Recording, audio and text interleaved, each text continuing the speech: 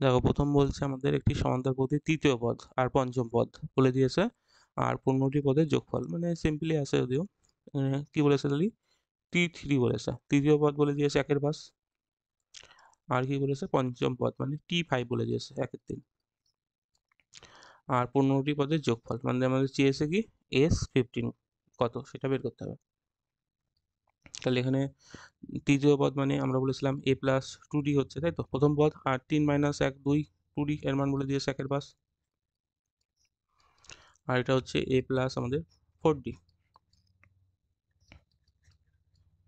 দেখো অপনয়ন করলে কেটে যাচ্ছে, এখানে হচ্ছে কত মাইনাস আমাদের 2d এর মান পাচ্ছি আমরা 1/5 থেকে, এটা বিয়োগ করে নিচ্ছি আমরা 1/5 থেকে 1/3 বিয়োগ, মানে আমরা বলতে পারি 15, এটা হচ্ছে আমাদের 3 3 - 5 মানে -2/15 এমন হবে।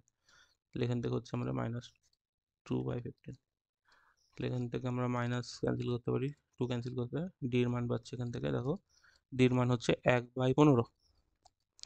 তাহলে ডি জেনে গেলে এ বের করতে পারবো আমরা, 1 নম্বর সমীকরণে বসিয়ে দিচ্ছি। ধরো 2 ইন্টু ডি এর মান 1/15, এটার মান 1/5। তাহলে দেখো এখান থেকে এর মান পাবো আমরা 1/5 বিয়োগ 2/15, মানে এখানে 3 বিয়োগ 1 মানে 1/15 হবে। তাহলে এর মান পেয়ে গেছি, ডির মান পেয়ে গেছি, দুটো ইকুয়াল 1/15। তাহলে আমাদের প্রথম 15টি পদ বের করতে বলেছে।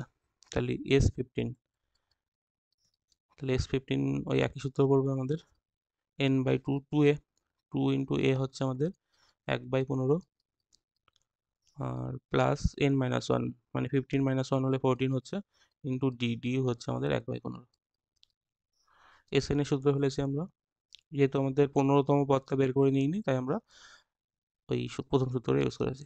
তো এখানে 15/2, এটা হচ্ছে কত 15 লসাগু হবে, মানে আমাদের 16/15 এমন কিছু হচ্ছে।